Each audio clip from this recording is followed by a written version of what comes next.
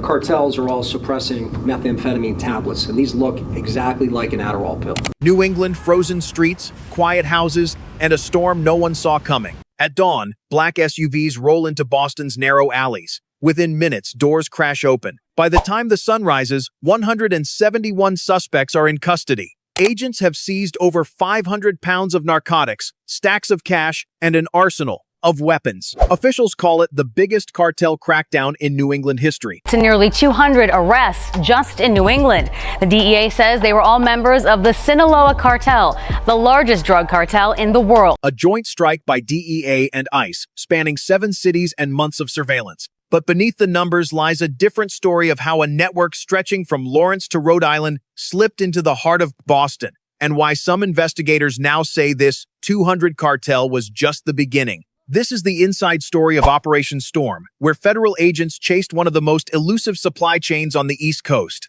The investigation didn't start in Boston. It started 40 miles north in Lawrence, a factory town long known to federal agents as the crossroads of New England's drug trade. From a cluster of triple-deckers near Essex Street, shipments moved south through Methuen, Lowell, and Lynn, slipping onto I-93 before sunrise. According to U.S. attorneys' filings, encrypted phones coordinated runs that stretched into Rhode Island and New Hampshire.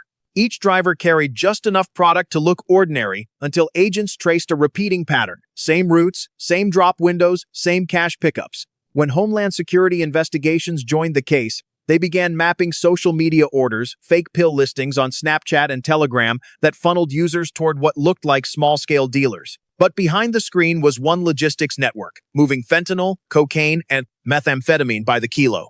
By late spring, task force analysts had connected more than 200 suspects, couriers, stash house operators, and financiers tied to a loose Boston Lawrence ring. Agents began calling the 200 cartel.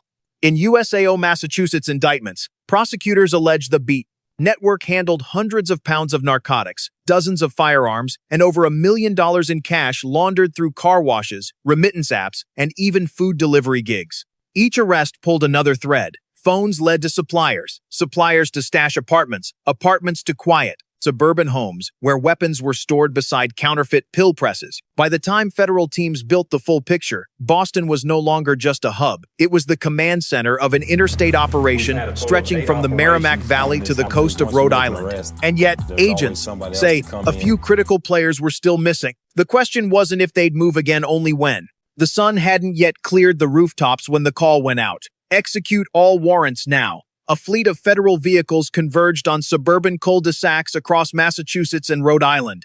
At exactly 4:37 a.m., teams breached the first target in Lawrence. Doors flew open. Flashbangs echoed. Agents rushed past stunned neighbors, weapons raised. Inside, they found it all.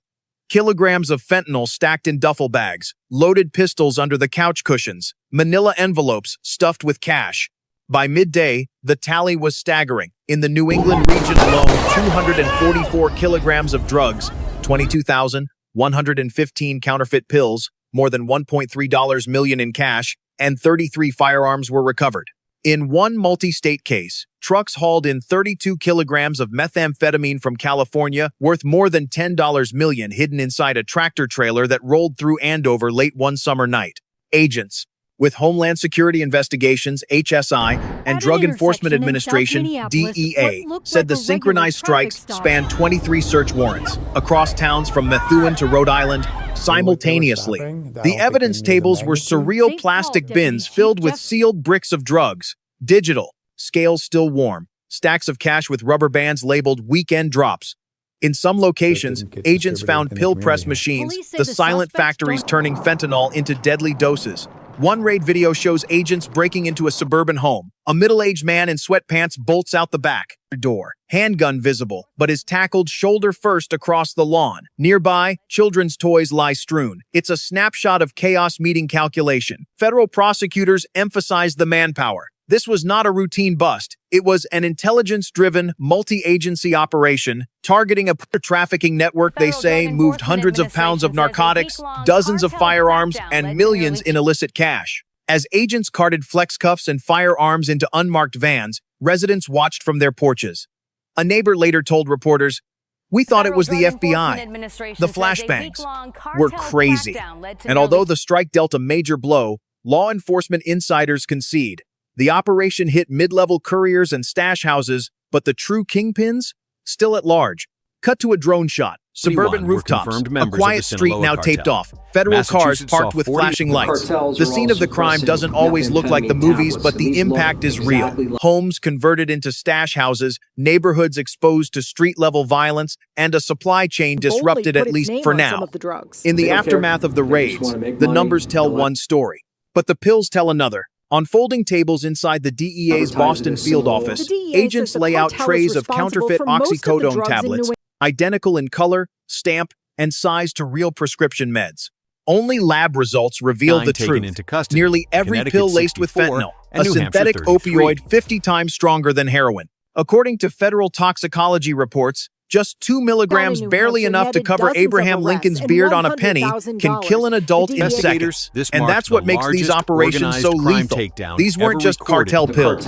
They were part of a mass production network designed to look harmless. Agents found industrial-grade pill presses, steel dies engraved with M30 or Xanax, and blue powder residue coating basement floors. In one suburban garage in Methuen, investigators said the air tested positive for fentanyl dust, the kind that can be fatal even by touch. Across New England, overdoses linked to counterfeit pills have tripled in 5 years, according to DEA New England's threat assessment. And the counterfeit surge is changing. Pills are now disguised as Adderall, Percocet, even anxiety medication traded through encrypted apps, delivered like pizza. Homeland Security agents say many of the buyers aren't addicts. They're students, workers, veterans, people who thought they were taking a legitimate prescription. But behind those pills were small, hidden labs, mini-assembly lines inside rental homes run by mid-level traffickers tied to what federal investigators dubbed the 200 Cartel. In one ICE case file, a courier described the operation as Amazon-style fulfillment. Orders came through private messages, payments through Cash App or crypto, shipments dropped in cereal boxes and vitamin bottles. It was efficient, invisible, profitable, and it nearly overwhelmed the region. By the time the raids hit, public health units across Massachusetts and New Hampshire were already dealing with a record wave of synthetic overdoses, many traced back to counterfeit pills seized in this very crackdown. These weren't movie villains or distant cartels. They were people mixing poison in local kitchens, packaging it like medicine, and shipping it into schools and suburbs. The DEA calls it the silent epidemic within the epidemic. And after Operation Storm, one question still lingers. How many more of these pills are still out there? When the press conference ended, headlines screamed, "Biggest cartel bust in New England history." But a few days later, another story began to surface, one that didn't fit neatly into the numbers. Reporters from the Boston Globe and NHPR started asking a harder question. Who were these 171 Sactor people? Court dockets showed that many of those arrested weren't cartel leaders at all. They were street-level runners, small-time couriers, and users caught in the supply chain's outer ring. One public defender in Franklin called it a sweep, not a strike. In a follow-up by the Concord Monitor, local officers admitted that several suspects were already known to them repeat offenders, not high-ranking traffickers. The supposed cartel looked less like a single empire and more like a network of desperate local operations loosely linked through Lawrence. Still, federal officials stood by the mission. To them, this was about cutting off the arteries that feed New England's fentanyl crisis. A single mid-level arrest could save dozens of lives downstream, the logic of volume over rank. Behind closed doors, agents also knew the risks. Operations like this, part deterrent, part message. We can reach into any town at any hour. But critics argue the spectacle, flashing lights, seized cash, dramatic photos can overshadow the systemic roots, poverty, addiction, and the easy digital trade of pills that never stop coming. Beat, tone shifts to quiet narration. The truth may lie somewhere in between. Yes, the raids pulled hundreds of pounds of narcotics off the street. Yes, they disrupted a dangerous pipeline. But they also revealed something deeper, a cycle that keeps rebuilding itself faster than law enforcement can tear it down. One veteran agent summed it up best.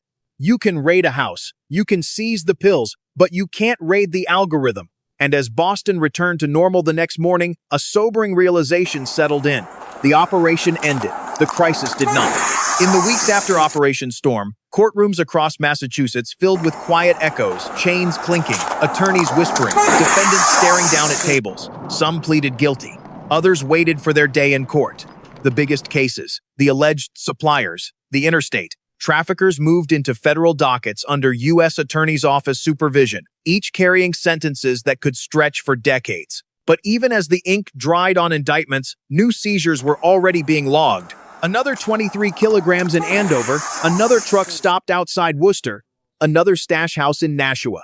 Same packaging, same pill markings, same digital trail. The pattern hadn't stopped, it had simply shifted.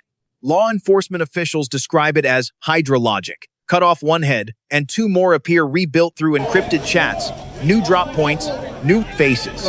Homeland Security investigators say the focus now is technology, tracing crypto wallets, AI scraping online pill ads, and mapping social media sales networks that span far beyond New England. At the DEA's Boston division, a senior agent gestures toward a massive pinboard covered in red. String.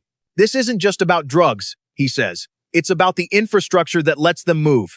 Public health advocates, meanwhile, are calling for something deeper treatment, not just takedowns. They argue the arrests mean little if the demand doesn't change. One recovery worker from Lowell put it simply, you can't handcuff addiction. The operation has become a case study in what modern enforcement looks like, where local detectives, federal agents, digital forensics, and AI analysts all share one battlefield, the algorithm itself. And for Boston, the fight is far from over. Federal prosecutors say the 200 cartel may have fractured, but its model remains. Microlabs, encrypted transactions, counterfeit pills made to look legitimate.